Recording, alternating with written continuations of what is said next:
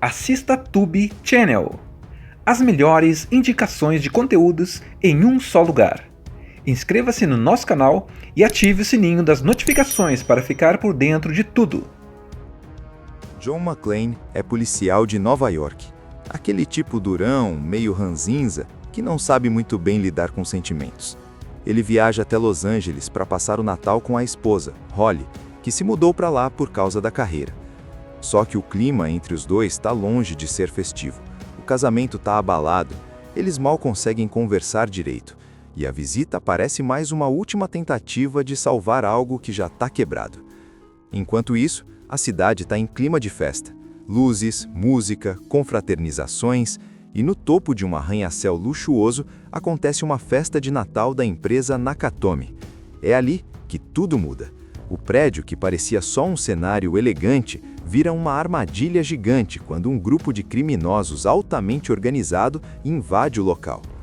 E aqui vem o grande diferencial do filme. O vilão não é um lunático qualquer.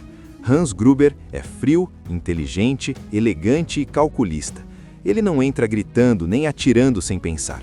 Cada passo faz parte de um plano muito bem elaborado. Isso transforma a história numa espécie de jogo de xadrez, onde cada movimento errado pode custar uma vida. No meio disso tudo, John McClane acaba sendo o único que não é capturado. Não porque ele é invencível, mas porque simplesmente deu sorte, ou azar. A partir daí, o filme vira uma luta de sobrevivência pura. Um homem sozinho, sem apoio, sem armas no começo, sem sapatos, enfrentando criminosos armados até os dentes. John McClane chega ao prédio da Nakatomi ainda tentando se ajustar ao clima de Los Angeles. Ele vem de Nova York, está cansado, meio deslocado e claramente incomodado com o sucesso profissional da esposa.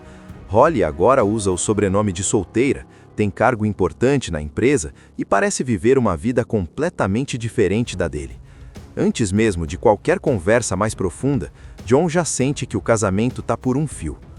A festa de Natal começa animada. Música, bebida, gente sorrindo, clima leve. Mas essa tranquilidade dura pouco.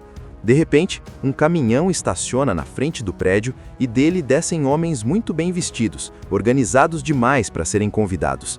Em segundos, eles dominam a entrada, fecham portas, cortam comunicações e rendem todos no salão principal. O que parecia uma confraternização vira um sequestro em massa. John não está no salão. Ele tinha subido para um andar superior, tentando relaxar depois da viagem. Isso salva a vida dele. Ao ouvir barulhos estranhos e perceber que algo está errado, começa a investigar. Quando vê um dos criminosos armados, entende que aquilo não é brincadeira. Sem ninguém para ajudá-lo e sem saber o tamanho da ameaça, ele foge e se esconde. Hans Gruber assume a situação com extrema calma. Ele se apresenta como terrorista, mas tudo ali é encenação. Seu verdadeiro objetivo é o cofre da Nakatomi, protegido por múltiplos sistemas de segurança.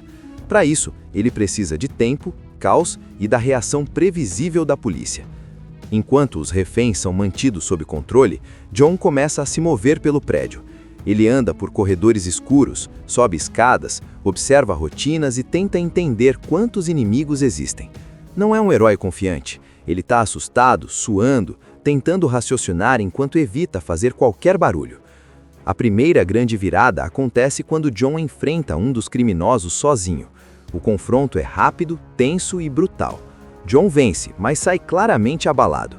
Ele pega a arma do inimigo e, num gesto simbólico, manda o corpo cair no saguão com uma mensagem escrita. Agora, os criminosos sabem que não estão sozinhos. Com a morte do primeiro homem, Hans percebe que alguém está atrapalhando o plano. Ele não entra em pânico, pelo contrário, passa a tratar a situação como um jogo. Ele começa a testar o fantasma que anda pelo prédio, enviando homens para caçar John. John, por sua vez, tenta chamar ajuda. Ele usa um rádio encontrado com os criminosos e consegue contato com a polícia. Do outro lado, o policial Al Powell atende a chamada.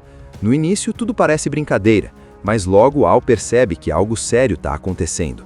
Mesmo assim, a resposta da polícia é lenta, cheia de erros e excesso de confiança. Enquanto isso, John enfrenta confrontos cada vez mais perigosos. Ele usa o ambiente a seu favor, escadas, dutos de ventilação, fios, sombras. Não é força bruta, é improviso. Cada vitória vem acompanhada de dor. Ele se machuca, sangra, fica exausto. Um dos momentos mais marcantes é quando ele anda descalço sobre vidro quebrado, mostrando que sobreviver tem um preço alto. Hans Gruber continua avançando no plano principal. Ele finge negociar, manipula os reféns e sabe exatamente que a chegada da polícia vai ajudar a ativar os últimos níveis de segurança do cofre. Tudo está calculado. A polícia, liderada por agentes arrogantes, cerca o prédio e tenta resolver tudo à força. Helicópteros, atiradores, ordens gritadas e nenhuma escuta real do que John está dizendo. Isso só piora a situação e coloca os reféns em ainda mais risco. Mesmo ferido, John continua lutando. Ele cria distrações, elimina mais criminosos e tenta ganhar tempo. O contato pelo rádio com Al Powell vira algo pessoal. Eles não se conhecem, mas confiam um no outro. É uma conexão humana no meio do caos. A tensão cresce quando Hans finalmente encontra John cara a cara, fingindo ser um refém. Por um instante, parece que John caiu na armadilha, mas sua intuição fala mais alto, e o jogo de inteligência fica ainda mais intenso. O plano de Hans chega à fase final. O cofre é aberto, os criminosos se preparam para escapar e tudo está armado para parecer um ataque terrorista que terminou em tragédia.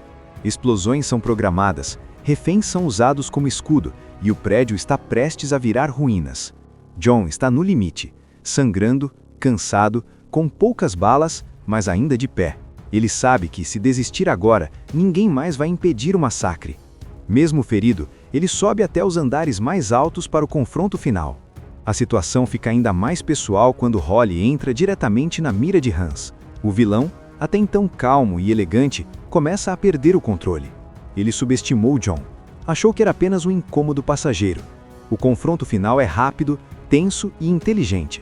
Não é força contra força, mas atenção aos detalhes.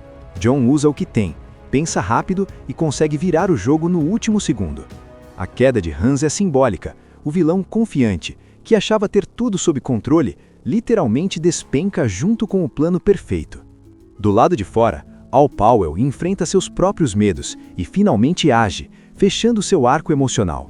Os reféns são libertados, o prédio é salvo e o caos chega ao fim. No final, John e Holly se reencontram. Não é um final exageradamente romântico, mas é sincero. Depois de tudo o que aconteceu, sobreviver juntos já é mais do que suficiente. Duro de Matar termina deixando claro por que se tornou um clássico. Um herói humano, um vilão memorável e uma história simples, mas extremamente bem contada. E é exatamente aí que Duro de Matar fecha o círculo de um jeito simples, direto e inesquecível. Depois de tanta correria, tiros, explosões e tensão, o filme desacelera só o suficiente para mostrar que tudo aquilo nunca foi apenas sobre bandidos e um policial durão. No fundo, a história sempre foi sobre pessoas quebradas tentando sobreviver, por fora e por dentro.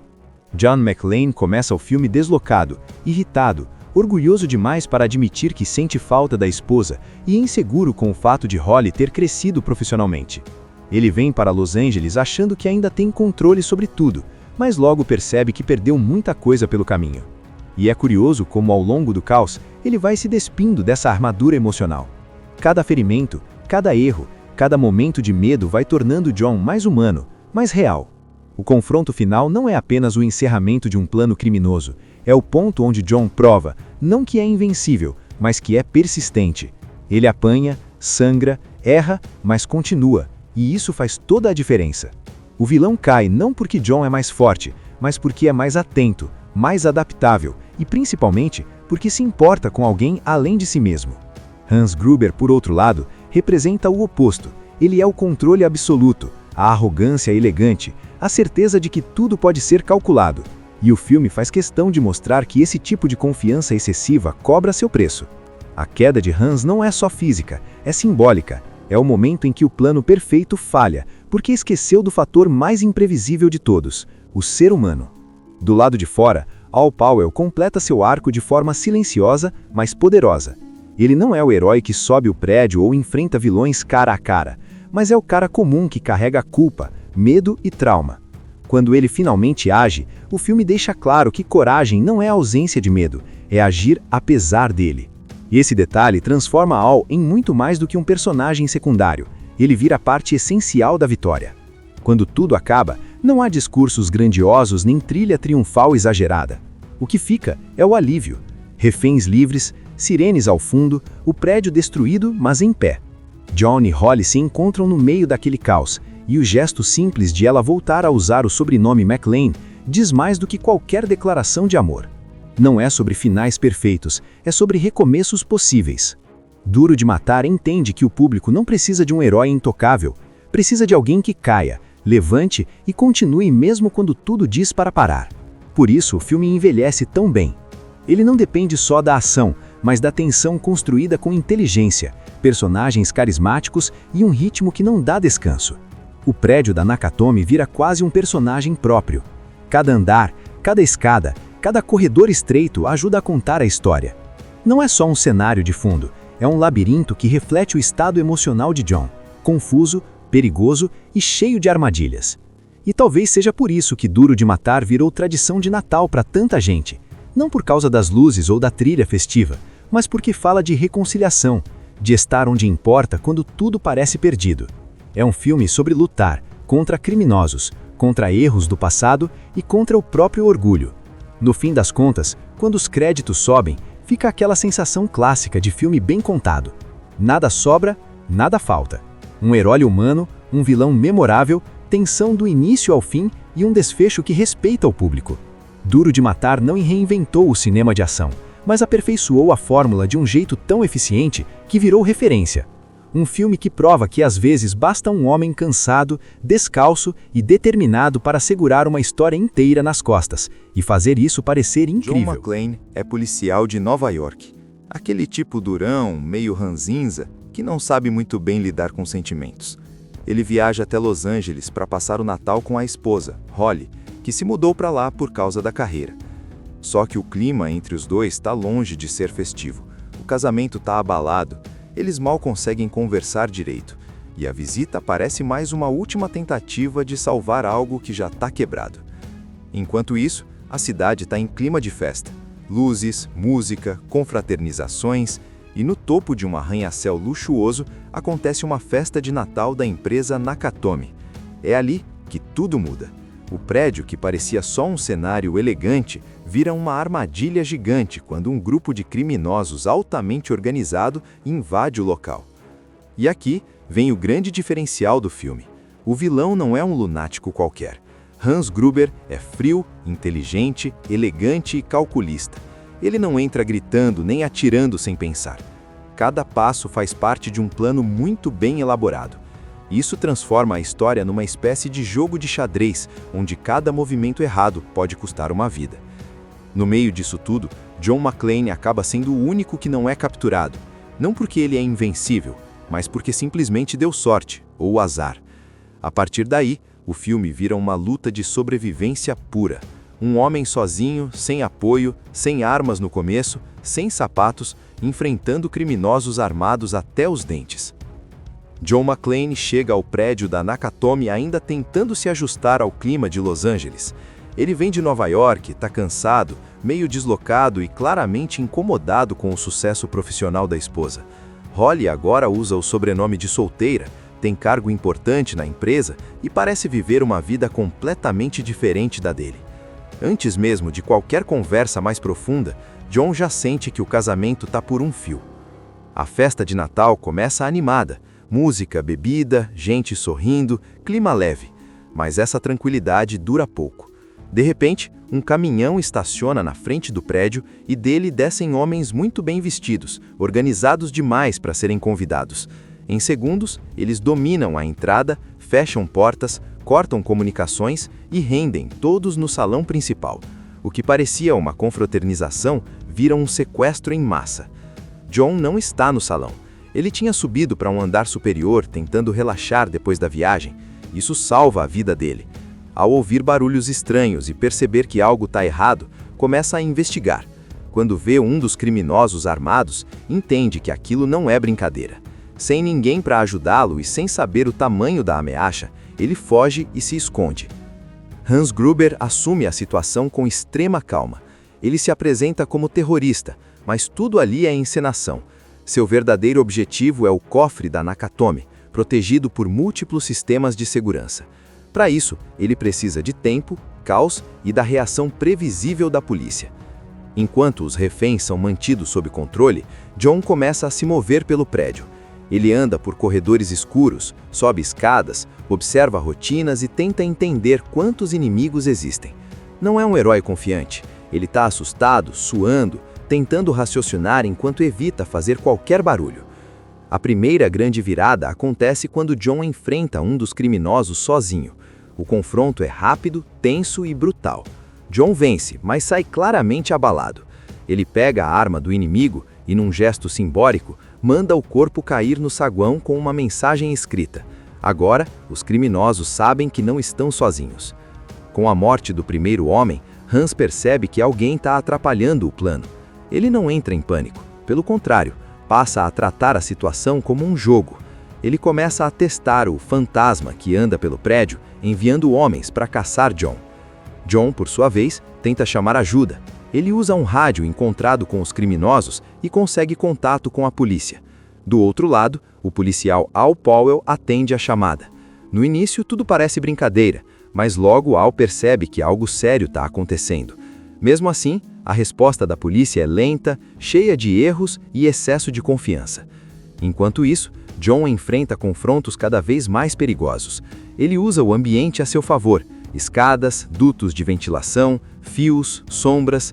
Não é força bruta, é improviso. Cada vitória vem acompanhada de dor. Ele se machuca, sangra, fica exausto. Um dos momentos mais marcantes é quando ele anda descalço sobre vidro quebrado, mostrando que sobreviver tem um preço alto. Hans Gruber continua avançando no plano principal. Ele finge negociar, manipula os reféns e sabe exatamente que a chegada da polícia vai ajudar a ativar os últimos níveis de segurança do cofre. Tudo está calculado.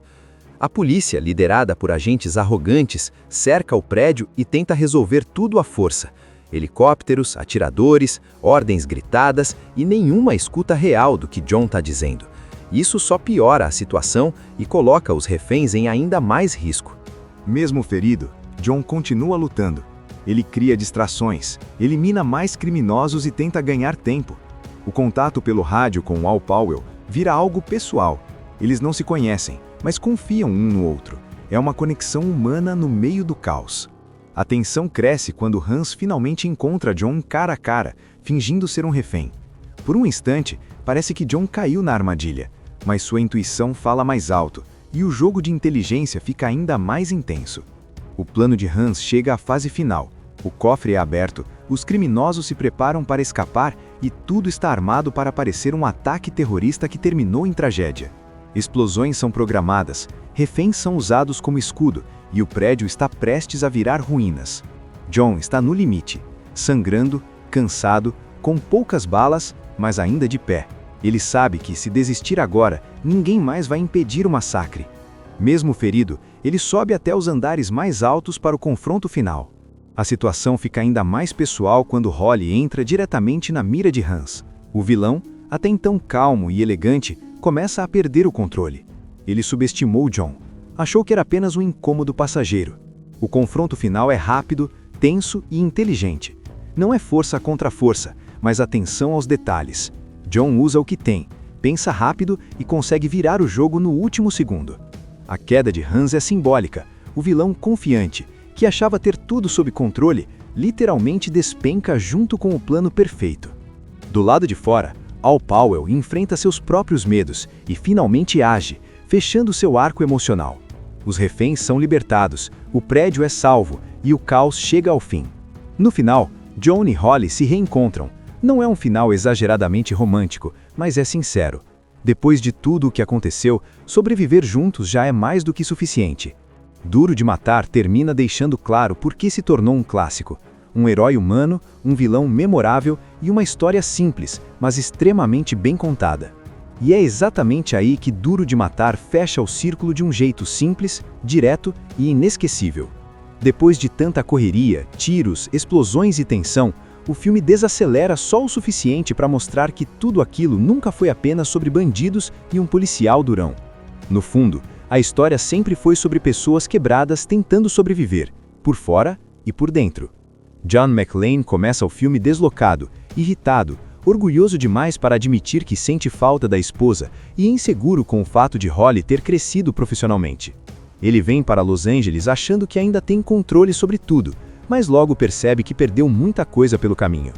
E é curioso como ao longo do caos, ele vai se despindo dessa armadura emocional. Cada ferimento, cada erro, cada momento de medo vai tornando John mais humano, mais real. O confronto final não é apenas o encerramento de um plano criminoso, é o ponto onde John prova, não que é invencível, mas que é persistente. Ele apanha, sangra, erra, mas continua, e isso faz toda a diferença. O vilão cai não porque John é mais forte, mas porque é mais atento, mais adaptável e principalmente porque se importa com alguém além de si mesmo. Hans Gruber, por outro lado, representa o oposto. Ele é o controle absoluto, a arrogância elegante, a certeza de que tudo pode ser calculado. E o filme faz questão de mostrar que esse tipo de confiança excessiva cobra seu preço. A queda de Hans não é só física, é simbólica. É o momento em que o plano perfeito falha, porque esqueceu do fator mais imprevisível de todos, o ser humano. Do lado de fora, Al Powell completa seu arco de forma silenciosa, mas poderosa. Ele não é o herói que sobe o prédio ou enfrenta vilões cara a cara, mas é o cara comum que carrega culpa, medo e trauma. Quando ele finalmente age, o filme deixa claro que coragem não é ausência de medo, é agir apesar dele. E esse detalhe transforma Al em muito mais do que um personagem secundário. Ele vira parte essencial da vitória. Quando tudo acaba, não há discursos grandiosos nem trilha triunfal exagerada. O que fica é o alívio. Reféns livres, sirenes ao fundo, o prédio destruído, mas em pé. John e Holly se encontram no meio daquele caos, e o gesto simples de ela voltar a usar o sobrenome McClane diz mais do que qualquer declaração de amor. Não é sobre finais perfeitos, é sobre recomeços possíveis. Duro de Matar entende que o público não precisa de um herói intocável, precisa de alguém que caia, levante e continue mesmo quando tudo diz para parar. Por isso, o filme envelhece tão bem. Ele não depende só da ação, mas da tensão construída com inteligência, personagens carismáticos e um ritmo que não dá descanso. O prédio da Nakatomi vira quase um personagem próprio. Cada andar, cada escada, cada corredor estreito ajuda a contar a história. Não é só um cenário de fundo, é um labirinto que reflete o estado emocional de John, confuso, perigoso e cheio de armadilhas. E talvez seja por isso que Duro de Matar virou tradição de Natal para tanta gente. Não por causa das luzes ou da trilha festiva, mas porque fala de reconciliação, de estar onde importa quando tudo parece perdido. É um filme sobre lutar contra criminosos, contra erros do passado e contra o próprio orgulho. No fim das contas, quando os créditos sobem, fica aquela sensação clássica de filme bem contado. Nada sobra, nada falta. Um herói humano, um vilão memorável, tensão do início ao fim e um desfecho que respeita o público. Duro de Matar não reinventou o cinema de ação, mas aperfeiçoou a fórmula de um jeito tão eficiente que virou referência. Um filme que prova que às vezes basta um homem cansado, descalço e determinado para segurar uma história inteira nas costas e fazer isso parecer incrível. John McClane é policial de Nova York. Aquele tipo durão, meio ranzinza, que não sabe muito bem lidar com sentimentos. Ele viaja até Los Angeles para passar o Natal com a esposa, Holly, que se mudou para lá por causa da carreira. Só que o clima entre os dois está longe de ser festivo. O casamento está abalado, eles mal conseguem conversar direito, e a visita parece mais uma última tentativa de salvar algo que já está quebrado. Enquanto isso, a cidade está em clima de festa. Luzes, música, confraternizações, e no topo de um arranha-céu luxuoso acontece uma festa de Natal da empresa Nakatomi. É ali que tudo muda. O prédio, que parecia só um cenário elegante, vira uma armadilha gigante quando um grupo de criminosos altamente organizado invade o local. E aqui vem o grande diferencial do filme. O vilão não é um lunático qualquer. Hans Gruber é frio, inteligente, elegante e calculista. Ele não entra gritando nem atirando sem pensar. Cada passo faz parte de um plano muito bem elaborado. Isso transforma a história numa espécie de jogo de xadrez, onde cada movimento errado pode custar uma vida. No meio disso tudo, John McClane acaba sendo o único que não é capturado, não porque ele é invencível, mas porque simplesmente deu sorte, ou azar. A partir daí, o filme vira uma luta de sobrevivência pura, Um homem sozinho, sem apoio, sem armas no começo, sem sapatos, enfrentando criminosos armados até os dentes. John McClane chega ao prédio da Nakatomi ainda tentando se ajustar ao clima de Los Angeles. Ele vem de Nova York, está cansado, meio deslocado e claramente incomodado com o sucesso profissional da esposa. Holly agora usa o sobrenome de solteira, tem cargo importante na empresa e parece viver uma vida completamente diferente da dele. Antes mesmo de qualquer conversa mais profunda, John já sente que o casamento está por um fio. A festa de Natal começa animada, música, bebida, gente sorrindo, clima leve, mas essa tranquilidade dura pouco. De repente, um caminhão estaciona na frente do prédio e dele descem homens muito bem vestidos, organizados demais para serem convidados. Em segundos, eles dominam a entrada, fecham portas, cortam comunicações e rendem todos no salão principal. O que parecia uma confraternização vira um sequestro em massa. John não está no salão. Ele tinha subido para um andar superior tentando relaxar depois da viagem. Isso salva a vida dele. Ao ouvir barulhos estranhos e perceber que algo está errado, começa a investigar. Quando vê um dos criminosos armados, entende que aquilo não é brincadeira. Sem ninguém para ajudá-lo e sem saber o tamanho da ameaça, ele foge e se esconde. Hans Gruber assume a situação com extrema calma. Ele se apresenta como terrorista, mas tudo ali é encenação.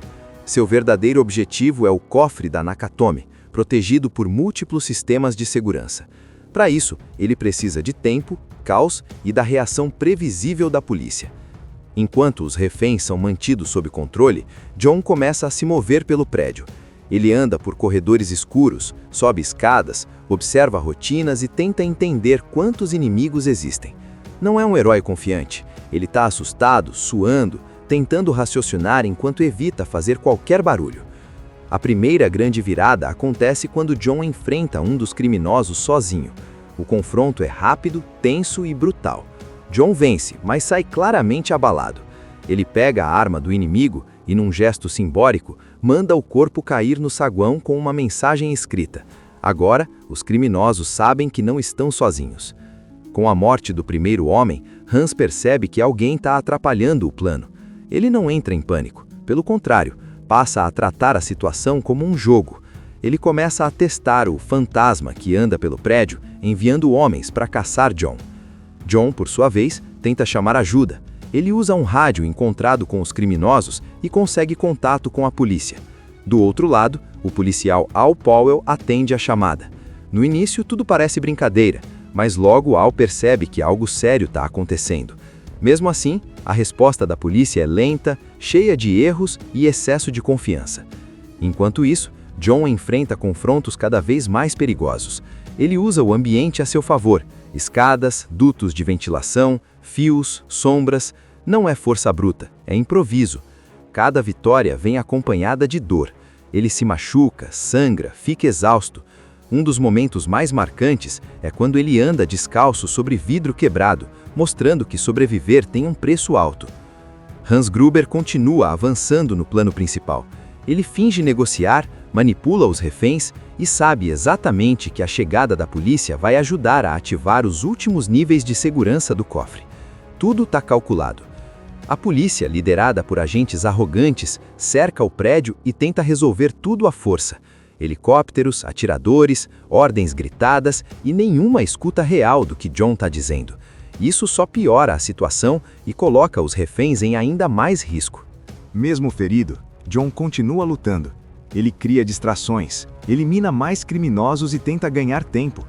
O contato pelo rádio com Al Powell vira algo pessoal.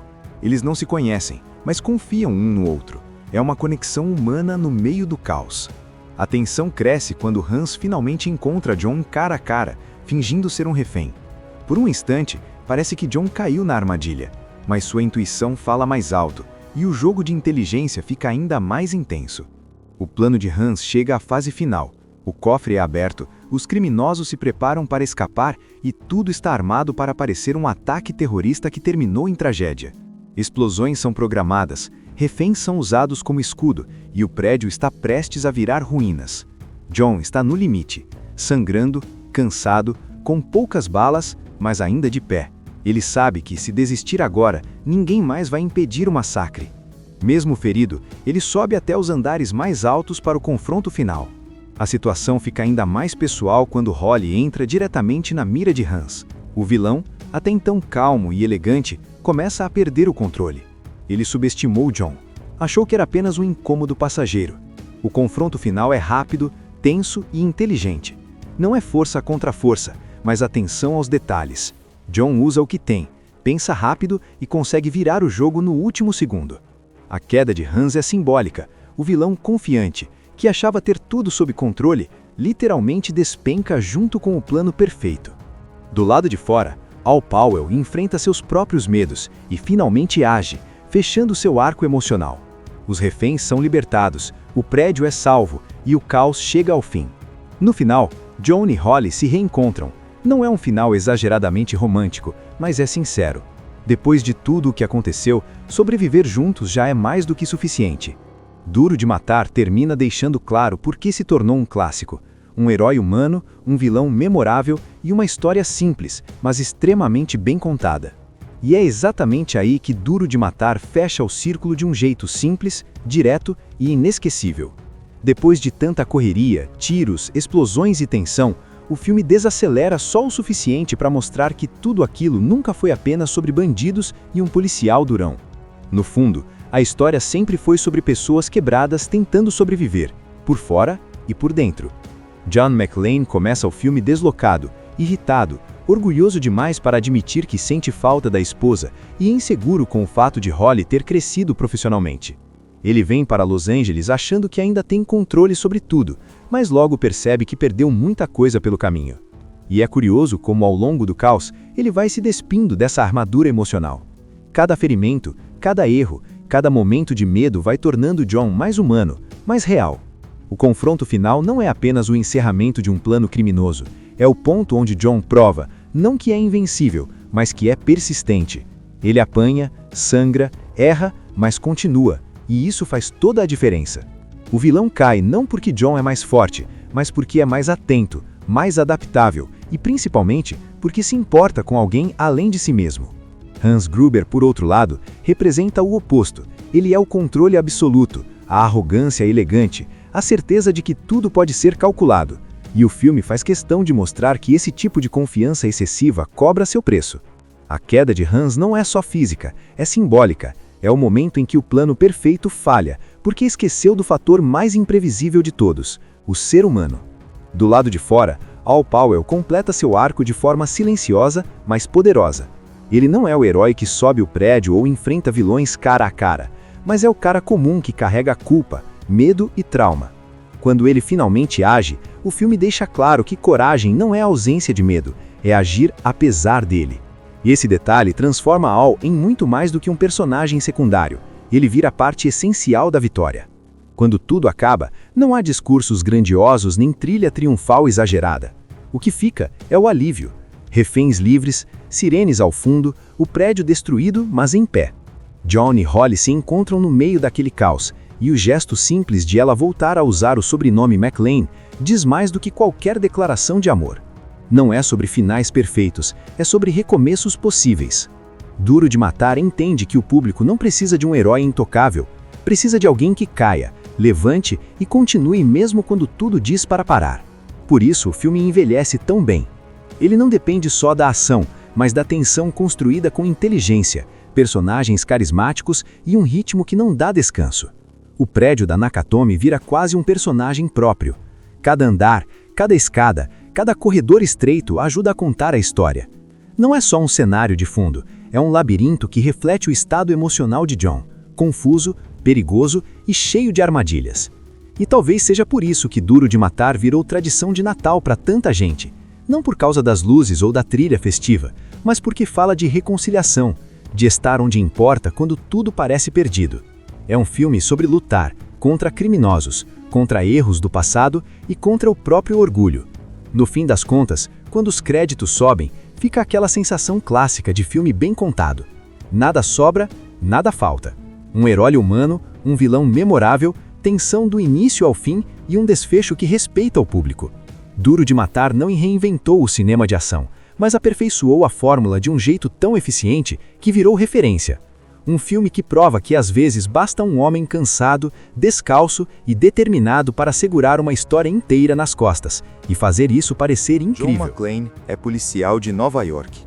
Aquele tipo durão, meio ranzinza, que não sabe muito bem lidar com sentimentos. Ele viaja até Los Angeles para passar o Natal com a esposa, Holly, que se mudou para lá por causa da carreira. Só que o clima entre os dois está longe de ser festivo.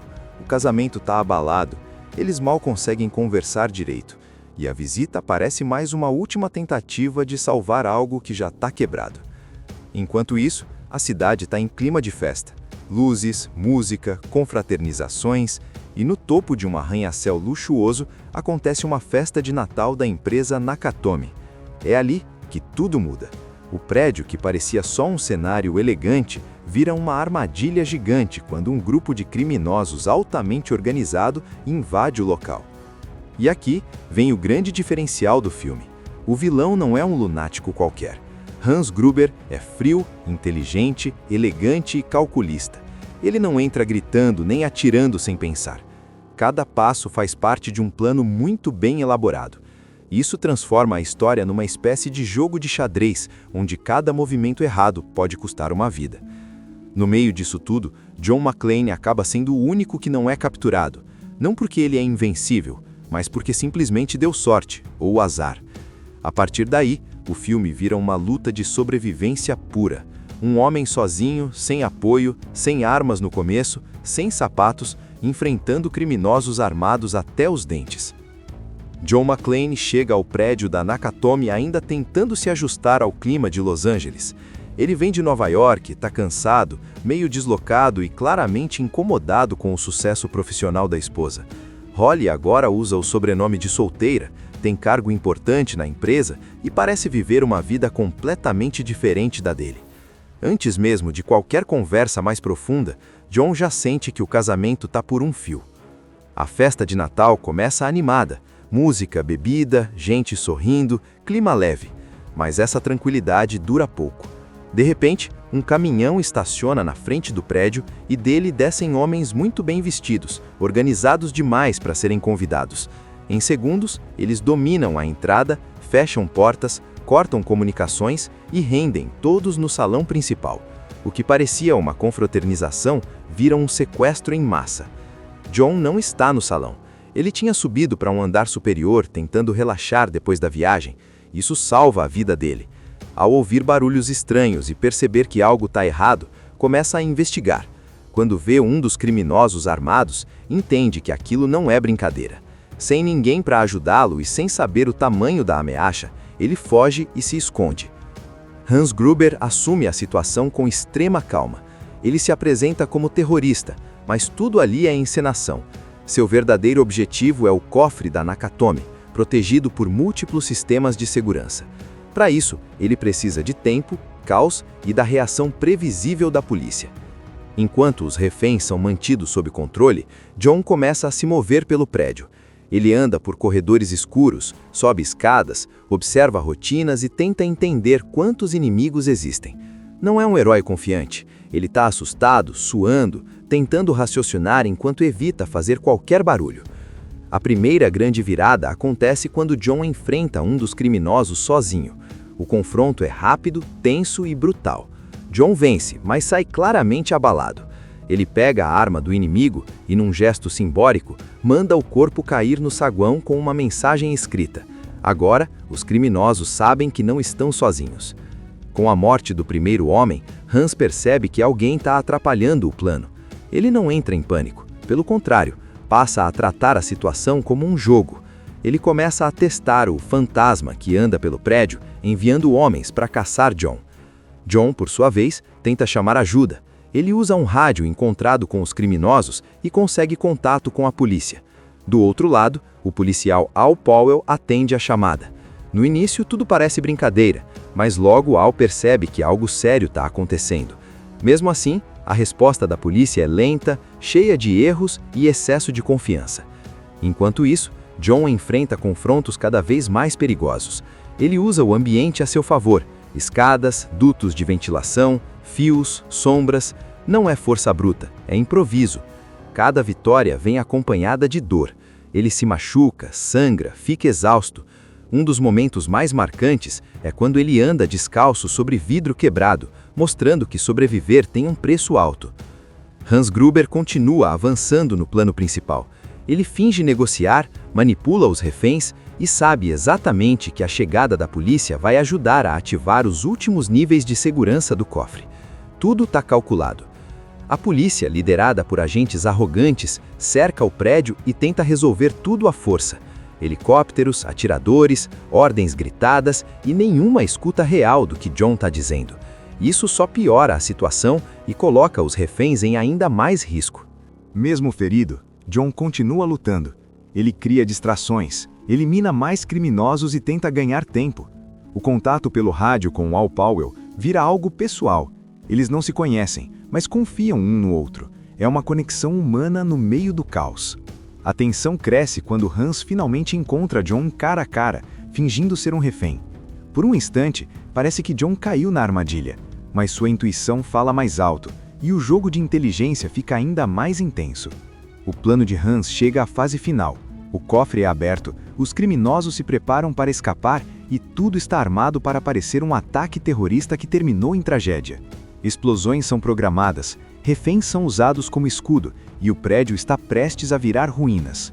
John está no limite, sangrando, cansado, com poucas balas, mas ainda de pé. Ele sabe que, se desistir agora, ninguém mais vai impedir o massacre. Mesmo ferido, ele sobe até os andares mais altos para o confronto final. A situação fica ainda mais pessoal quando Holly entra diretamente na mira de Hans. O vilão, até então calmo e elegante, começa a perder o controle. Ele subestimou John. Achou que era apenas um incômodo passageiro. O confronto final é rápido, tenso e inteligente. Não é força contra força, mas atenção aos detalhes. John usa o que tem, pensa rápido e consegue virar o jogo no último segundo. A queda de Hans é simbólica. O vilão confiante, que achava ter tudo sob controle, literalmente despenca junto com o plano perfeito. Do lado de fora, Al Powell enfrenta seus próprios medos e finalmente age, fechando seu arco emocional. Os reféns são libertados, o prédio é salvo e o caos chega ao fim. No final, John e Holly se reencontram. Não é um final exageradamente romântico, mas é sincero. Depois de tudo o que aconteceu, sobreviver juntos já é mais do que suficiente. Duro de Matar termina deixando claro por que se tornou um clássico. Um herói humano, um vilão memorável e uma história simples, mas extremamente bem contada. E é exatamente aí que Duro de Matar fecha o círculo de um jeito simples, direto e inesquecível. Depois de tanta correria, tiros, explosões e tensão, o filme desacelera só o suficiente para mostrar que tudo aquilo nunca foi apenas sobre bandidos e um policial durão. No fundo, a história sempre foi sobre pessoas quebradas tentando sobreviver, por fora e por dentro.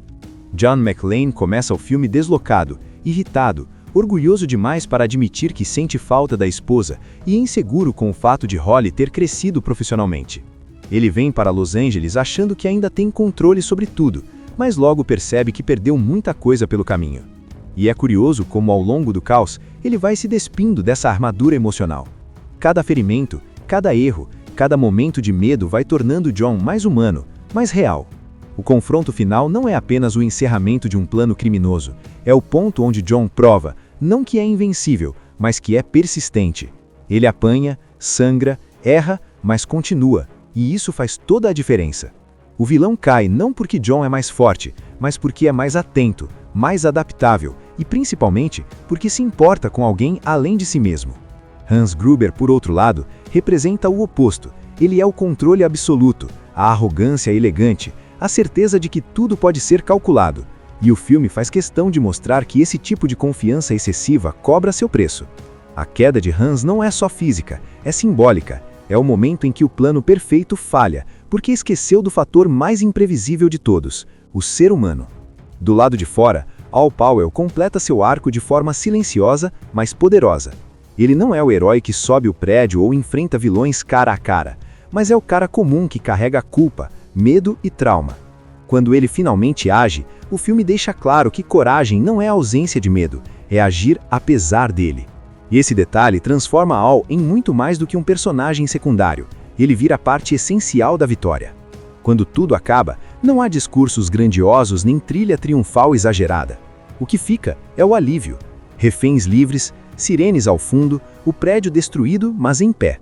John e Holly se encontram no meio daquele caos, e o gesto simples de ela voltar a usar o sobrenome McClane diz mais do que qualquer declaração de amor.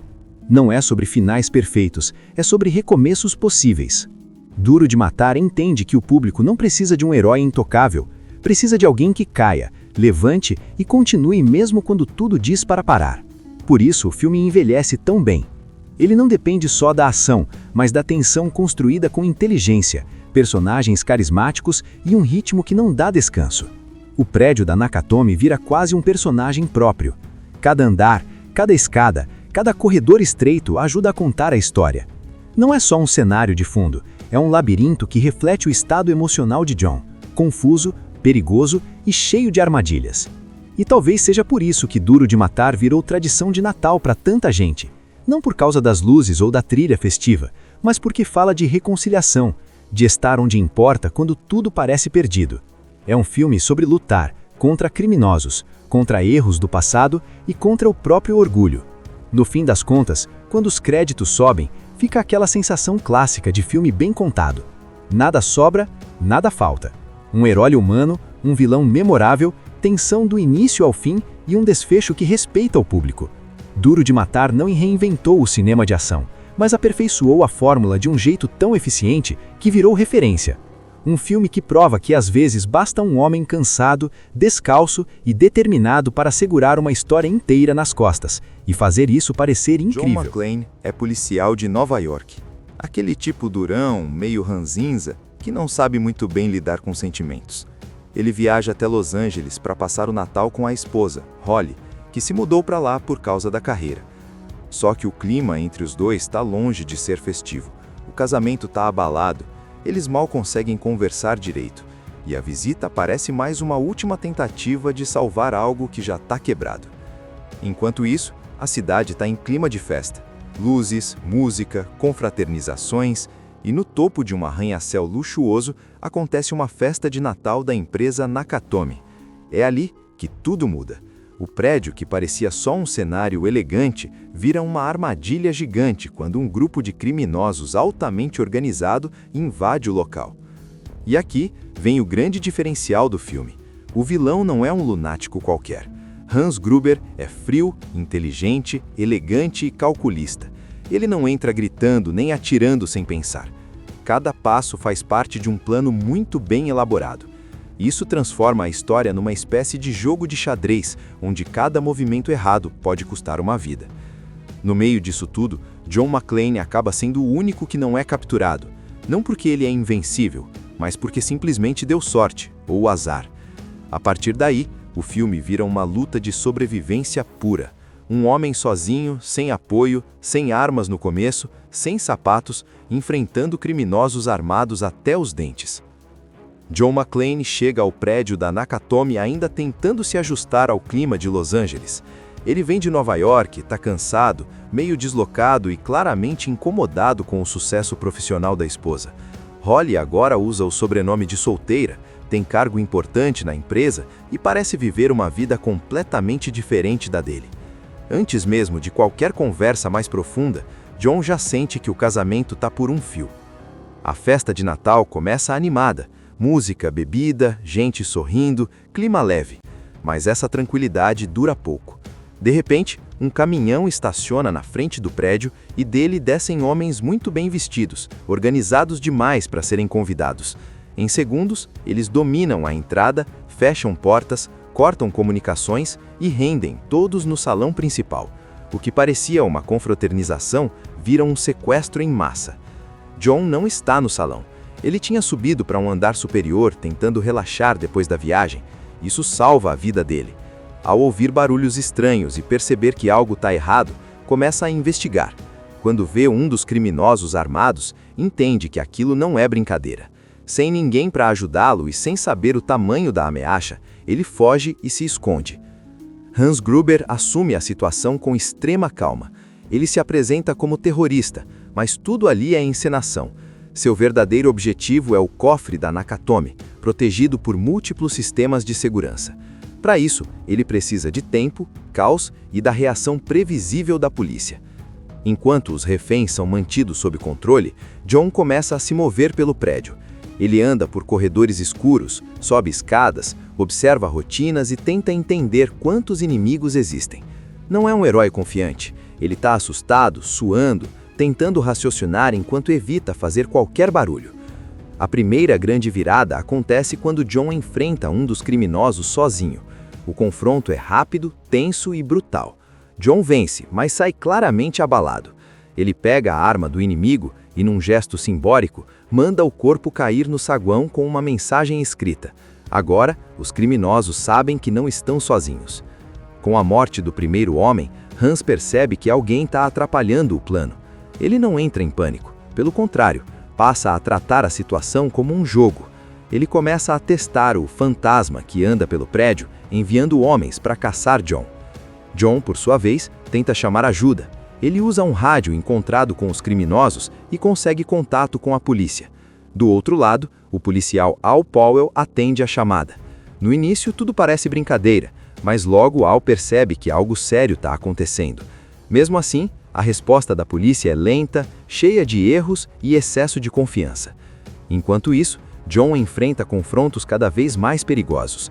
Ele usa o ambiente a seu favor: escadas, dutos de ventilação, fios, sombras. Não é força bruta, é improviso.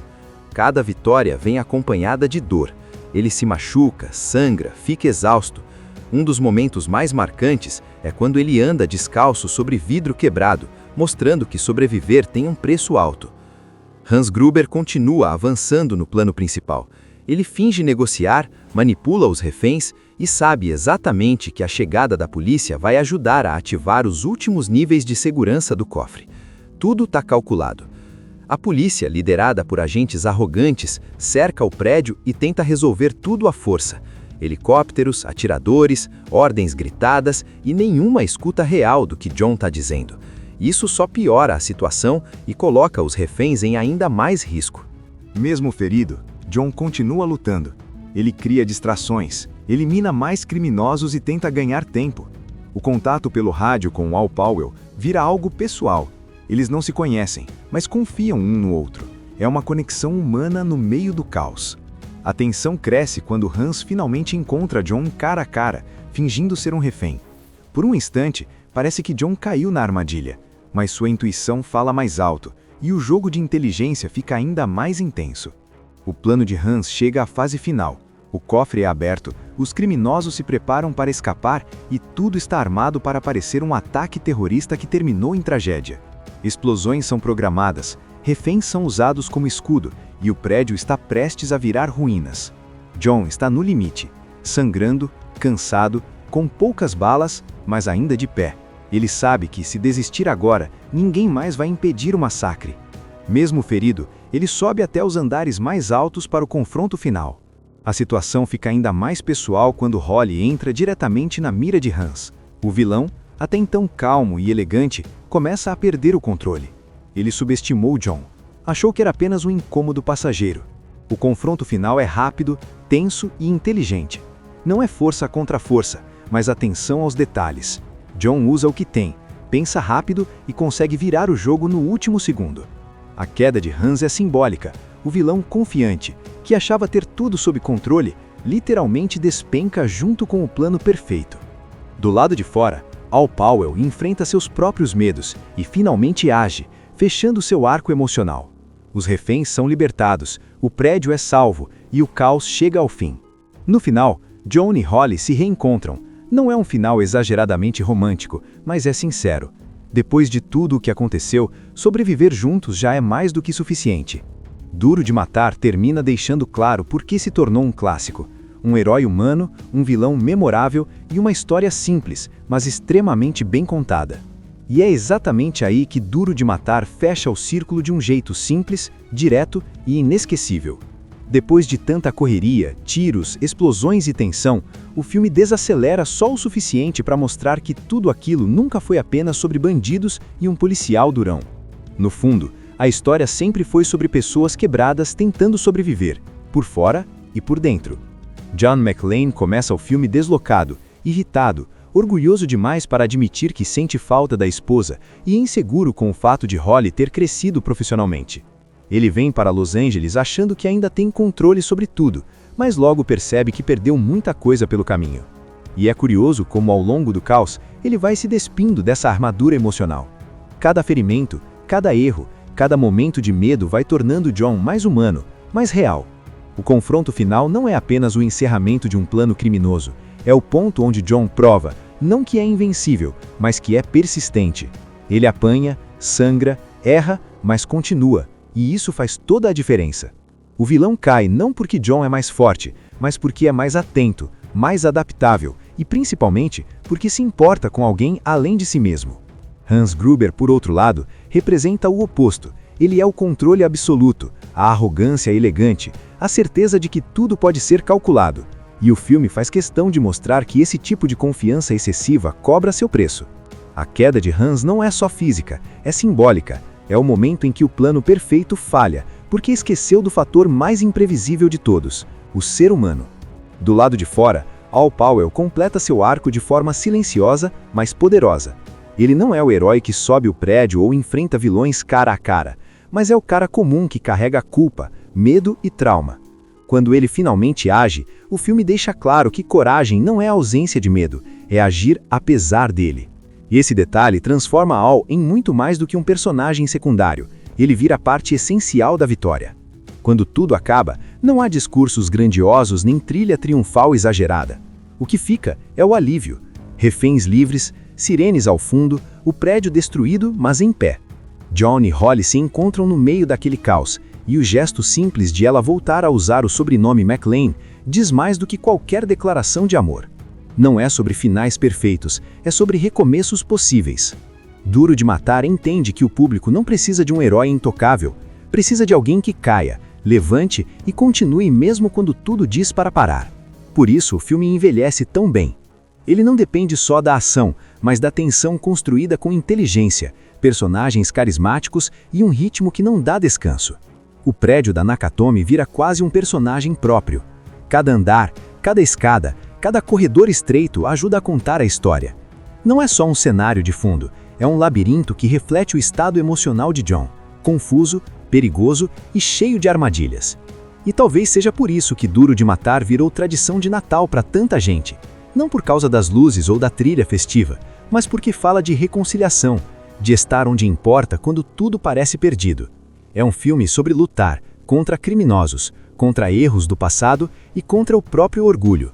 No fim das contas, quando os créditos sobem, fica aquela sensação clássica de filme bem contado. Nada sobra, nada falta. Um herói humano, um vilão memorável, tensão do início ao fim e um desfecho que respeita o público. Duro de Matar não reinventou o cinema de ação, mas aperfeiçoou a fórmula de um jeito tão eficiente que virou referência. Um filme que prova que às vezes basta um homem cansado, descalço e determinado para segurar uma história inteira nas costas e fazer isso parecer incrível. John McClane é policial de Nova York. Aquele tipo durão, meio ranzinza, que não sabe muito bem lidar com sentimentos. Ele viaja até Los Angeles para passar o Natal com a esposa, Holly, que se mudou para lá por causa da carreira. Só que o clima entre os dois está longe de ser festivo. O casamento está abalado, eles mal conseguem conversar direito, e a visita parece mais uma última tentativa de salvar algo que já está quebrado. Enquanto isso, a cidade está em clima de festa. Luzes, música, confraternizações, e no topo de um arranha-céu luxuoso acontece uma festa de Natal da empresa Nakatomi. É ali que tudo muda. O prédio, que parecia só um cenário elegante, vira uma armadilha gigante quando um grupo de criminosos altamente organizado invade o local. E aqui vem o grande diferencial do filme. O vilão não é um lunático qualquer. Hans Gruber é frio, inteligente, elegante e calculista. Ele não entra gritando nem atirando sem pensar. Cada passo faz parte de um plano muito bem elaborado. Isso transforma a história numa espécie de jogo de xadrez, onde cada movimento errado pode custar uma vida. No meio disso tudo, John McClane acaba sendo o único que não é capturado, não porque ele é invencível, mas porque simplesmente deu sorte, ou azar. A partir daí, O filme vira uma luta de sobrevivência pura. Um homem sozinho, sem apoio, sem armas no começo, sem sapatos, enfrentando criminosos armados até os dentes. John McClane chega ao prédio da Nakatomi ainda tentando se ajustar ao clima de Los Angeles. Ele vem de Nova York, está cansado, meio deslocado e claramente incomodado com o sucesso profissional da esposa. Holly agora usa o sobrenome de solteira, tem cargo importante na empresa e parece viver uma vida completamente diferente da dele. Antes mesmo de qualquer conversa mais profunda, John já sente que o casamento está por um fio. A festa de Natal começa animada, música, bebida, gente sorrindo, clima leve, mas essa tranquilidade dura pouco. De repente, um caminhão estaciona na frente do prédio e dele descem homens muito bem vestidos, organizados demais para serem convidados. Em segundos, eles dominam a entrada, fecham portas, cortam comunicações e rendem todos no salão principal. O que parecia uma confraternização vira um sequestro em massa. John não está no salão. Ele tinha subido para um andar superior tentando relaxar depois da viagem. Isso salva a vida dele. Ao ouvir barulhos estranhos e perceber que algo está errado, começa a investigar. Quando vê um dos criminosos armados, entende que aquilo não é brincadeira. Sem ninguém para ajudá-lo e sem saber o tamanho da ameaça, ele foge e se esconde. Hans Gruber assume a situação com extrema calma. Ele se apresenta como terrorista, mas tudo ali é encenação. Seu verdadeiro objetivo é o cofre da Nakatomi, protegido por múltiplos sistemas de segurança. Para isso, ele precisa de tempo, caos e da reação previsível da polícia. Enquanto os reféns são mantidos sob controle, John começa a se mover pelo prédio. Ele anda por corredores escuros, sobe escadas, observa rotinas e tenta entender quantos inimigos existem. Não é um herói confiante. Ele está assustado, suando, tentando raciocinar enquanto evita fazer qualquer barulho. A primeira grande virada acontece quando John enfrenta um dos criminosos sozinho. O confronto é rápido, tenso e brutal. John vence, mas sai claramente abalado. Ele pega a arma do inimigo e, num gesto simbólico, manda o corpo cair no saguão com uma mensagem escrita. Agora, os criminosos sabem que não estão sozinhos. Com a morte do primeiro homem, Hans percebe que alguém está atrapalhando o plano. Ele não entra em pânico. Pelo contrário, passa a tratar a situação como um jogo. Ele começa a testar o fantasma que anda pelo prédio, enviando homens para caçar John. John, por sua vez, tenta chamar ajuda. Ele usa um rádio encontrado com os criminosos e consegue contato com a polícia. Do outro lado, o policial Al Powell atende a chamada. No início, tudo parece brincadeira, mas logo Al percebe que algo sério está acontecendo. Mesmo assim, a resposta da polícia é lenta, cheia de erros e excesso de confiança. Enquanto isso, John enfrenta confrontos cada vez mais perigosos.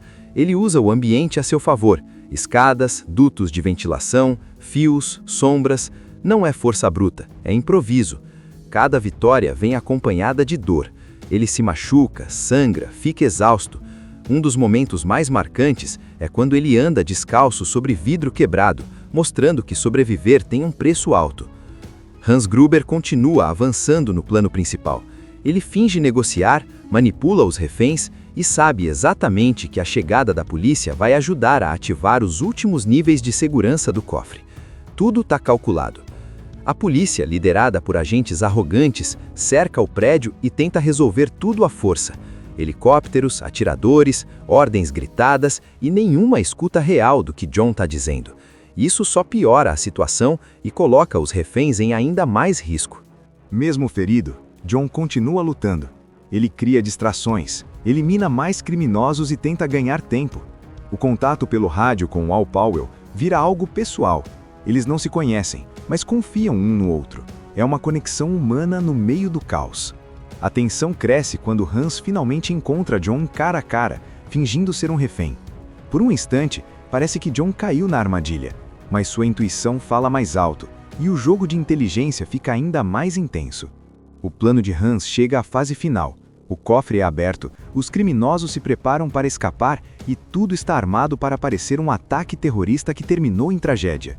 Explosões são programadas, reféns são usados como escudo e o prédio está prestes a virar ruínas. John está no limite, sangrando, cansado, com poucas balas mas ainda de pé. Ele sabe que, se desistir agora, ninguém mais vai impedir o massacre. Mesmo ferido, ele sobe até os andares mais altos para o confronto final. A situação fica ainda mais pessoal quando Holly entra diretamente na mira de Hans. O vilão, até então calmo e elegante, começa a perder o controle. Ele subestimou John. Achou que era apenas um incômodo passageiro. O confronto final é rápido, tenso e inteligente. Não é força contra força, mas atenção aos detalhes. John usa o que tem, pensa rápido e consegue virar o jogo no último segundo. A queda de Hans é simbólica. O vilão confiante, que achava ter tudo sob controle, literalmente despenca junto com o plano perfeito. Do lado de fora, Al Powell enfrenta seus próprios medos e finalmente age, fechando seu arco emocional. Os reféns são libertados, o prédio é salvo e o caos chega ao fim.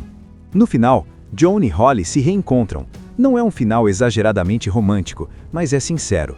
Depois de tudo o que aconteceu, sobreviver juntos já é mais do que suficiente. Duro de Matar termina deixando claro por que se tornou um clássico. Um herói humano, um vilão memorável e uma história simples, mas extremamente bem contada. E é exatamente aí que Duro de Matar fecha o círculo de um jeito simples, direto e inesquecível. Depois de tanta correria, tiros, explosões e tensão, o filme desacelera só o suficiente para mostrar que tudo aquilo nunca foi apenas sobre bandidos e um policial durão. No fundo, a história sempre foi sobre pessoas quebradas tentando sobreviver, por fora e por dentro. John McClane começa o filme deslocado, irritado, orgulhoso demais para admitir que sente falta da esposa e inseguro com o fato de Holly ter crescido profissionalmente. Ele vem para Los Angeles achando que ainda tem controle sobre tudo, mas logo percebe que perdeu muita coisa pelo caminho. E é curioso como, ao longo do caos, ele vai se despindo dessa armadura emocional. Cada ferimento, cada erro, cada momento de medo vai tornando John mais humano, mais real. O confronto final não é apenas o encerramento de um plano criminoso, é o ponto onde John prova, não que é invencível, mas que é persistente. Ele apanha, sangra, erra, mas continua, e isso faz toda a diferença. O vilão cai não porque John é mais forte, mas porque é mais atento, mais adaptável e, principalmente, porque se importa com alguém além de si mesmo. Hans Gruber, por outro lado, representa o oposto. Ele é o controle absoluto, a arrogância elegante, a certeza de que tudo pode ser calculado. E o filme faz questão de mostrar que esse tipo de confiança excessiva cobra seu preço. A queda de Hans não é só física, é simbólica. É o momento em que o plano perfeito falha, porque esqueceu do fator mais imprevisível de todos, o ser humano. Do lado de fora, Al Powell completa seu arco de forma silenciosa, mas poderosa. Ele não é o herói que sobe o prédio ou enfrenta vilões cara a cara, mas é o cara comum que carrega culpa, medo e trauma. Quando ele finalmente age, o filme deixa claro que coragem não é ausência de medo, é agir apesar dele. E esse detalhe transforma Al em muito mais do que um personagem secundário. Ele vira parte essencial da vitória. Quando tudo acaba, não há discursos grandiosos nem trilha triunfal exagerada. O que fica é o alívio. Reféns livres, sirenes ao fundo, o prédio destruído, mas em pé. John e Holly se encontram no meio daquele caos, e o gesto simples de ela voltar a usar o sobrenome McClane diz mais do que qualquer declaração de amor. Não é sobre finais perfeitos, é sobre recomeços possíveis. Duro de Matar entende que o público não precisa de um herói intocável, precisa de alguém que caia, levante e continue mesmo quando tudo diz para parar. Por isso, o filme envelhece tão bem. Ele não depende só da ação, mas da tensão construída com inteligência, personagens carismáticos e um ritmo que não dá descanso. O prédio da Nakatomi vira quase um personagem próprio. Cada andar, cada escada, cada corredor estreito ajuda a contar a história. Não é só um cenário de fundo, é um labirinto que reflete o estado emocional de John, confuso, perigoso e cheio de armadilhas. E talvez seja por isso que Duro de Matar virou tradição de Natal para tanta gente. Não por causa das luzes ou da trilha festiva, mas porque fala de reconciliação, de estar onde importa quando tudo parece perdido. É um filme sobre lutar contra criminosos, contra erros do passado e contra o próprio orgulho. No fim das contas, quando os créditos sobem, fica aquela sensação clássica de filme bem contado. Nada sobra, nada falta. Um herói humano, um vilão memorável, tensão do início ao fim e um desfecho que respeita o público. Duro de Matar não reinventou o cinema de ação, mas aperfeiçoou a fórmula de um jeito tão eficiente que virou referência. Um filme que prova que às vezes basta um homem cansado, descalço e determinado para segurar uma história inteira nas costas e fazer isso parecer incrível. Assista Tubi Channel. As melhores indicações de conteúdos em um só lugar. Inscreva-se no nosso canal e ative o sininho das notificações para ficar por dentro de tudo.